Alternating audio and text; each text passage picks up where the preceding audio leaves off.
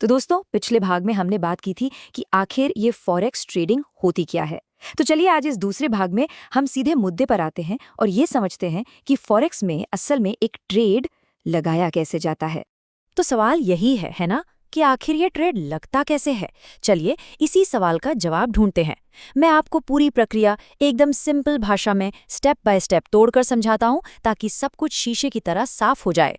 ठीक है, तो सबसे पहली और शायद सबसे ज़रूरी बात, फॉरेक्स में ना ट्रेडिंग हमेशा जोड़ियों में होती है। इनको हम कहते हैं करेंसी पेयर्स। आप कभी भी कोई एक अकेली करेंसी नहीं खरीद या बेच सकते। अब इसका मतलब क्या हुआ?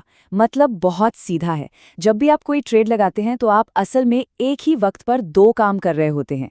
एक करेंसी खरीद रहे होते हैं और दूसरी को बेच रहे होते हैं। ये सारा का सारा खेल एक्सचेंज रेट का है। जैसे कुछ सबसे पॉपुलर करेंसी पेयर्स की बात करें तो EUR USD, GBP USD, USD JPY, ये सब आपने ज़रूर सुने होंगे।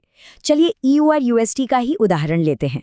इसमें जो पहली करेंसी है यानी यूरो, वो है बेस करेंसी, और दूसरी यानी डॉलर, वो है कोट करेंसी। और पता है, सारा खेल इसी बेस करेंसी के मजबूत या कमज़ोर होने पर टिका होता है। अच्छा, तो मान लीजिए आपने अपना करेंसी पेयर चुन लिया। अब आता है सबसे बड़ा सवाल, सबसे जरूरी फैसला कि भाई खरीदना है या बेचना। और ये फैसला ये पूरी तरह से इस बात पर निर्भर करता है कि आपकी भविष्यवाणी क्या है। क्या लगता है, कीमत ऊपर जाएगी या नीचे गिरेगी? चलिए इसको ना एक सिंपल से उदाहरण से समझते हैं। मान लेते हैं कि अभी यूरो/USD की कीमत चल रही है 1.1000। इसका क्या मतलब हुआ? इसका सीधा सा मतलब है कि अगर आपको 1 यूरो खरीदना है तो आपको 1.1000 अमेरिकी डॉलर देने पड़ेंगे। अब यहाँ से ना दो ही रास्ते खुलते हैं, सिर्फ दो। पहला रास्ता, अगर आपको लगता है कि यूरो डॉलर के मुकाबले और मजबूत होगा, मतलब कीमत ऊपर जाएगी, तो आप क्या करेंगे? आप बाय का ऑर्डर लगाएंगे। और दूसरा रास्ता, अगर आपको लगता है कि नहीं, यूरो कमज़ोर होगा, कीमत नीचे गिरेगी, तो सिंपल है, आप सेल का ऑर्डर लगा देंगे। एक बात और, फॉरेक्स मार्केट में ना कीमतों में जो उतार चढ़ाव होता है वो बहुत ही छोटा छोटा होता है, एकदम मामूली सा। तो फिर सवाल ये उठता है कि इन इतने छोटे बदलावों को हम नापते कैसे हैं? इसके लिए एक खास यूनिट है जिसे कहते हैं पिप। पिप का फुल फॉर्म है परसेंटेज इन पॉइंट, पर उस पे मत जाइए। आसान शब्दों में समझिए, पिप किसी भी करेंसी पेयर की कीमत में होने वाले सबसे छोटे बदलाव को नापने की इकाई है। ज्यादातर जोड़े होते हैं ना, उनमें ये डेसिमल के बाद का चौथा नंबर होता है। तो चलो फटाफट से अपने उदाहरण पर वापस चलते हैं। हमारी शुरुआती कीमत क्या थी, याद है? 1.1000।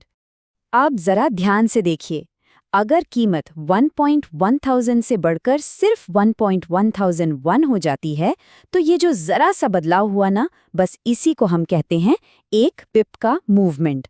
हाँ, बस इतना ही। ठीक है, तो अब हम ये तो समझ गए कि पिप क्या होता है, पर असली सवाल तो अब आता है ना कि भाई इन इतने छोटे छोटे पिप से कोई ठीक ठाक मुनाफा आखिर कमाता कैसे है? देखिए, इसका कनेक्शन बिल्कुल सीधा है। जितने ज्यादा पिप्स कीमत आपकी सोची हुई दिशा में जाएगी, मतलब आपके फेवर में जाएगी, उतना ही बड़ा आपका मुनाफा होगा। हर एक पिप की कीमत होती है, हर एक पिप मायने रखता है। लेकिन कहानी में असली मजा तो अब है, क्योंकि एक पिप की वैल्यू तो असल में एक सेंट के भी छोटे से हिस्से के बराबर होती है। तो फिर ट्रेडर इससे हजारों लाखों का मुनाफा कैसे बना लेते हैं? इस सवाल का जवाब छिपा है लॉट साइज और लेवरेज जैसी चीजों में। और ये क्या होती हैं, ये हम समझेंगे अपने अगले भाग में, तो इसे मिस मत कीजिएगा।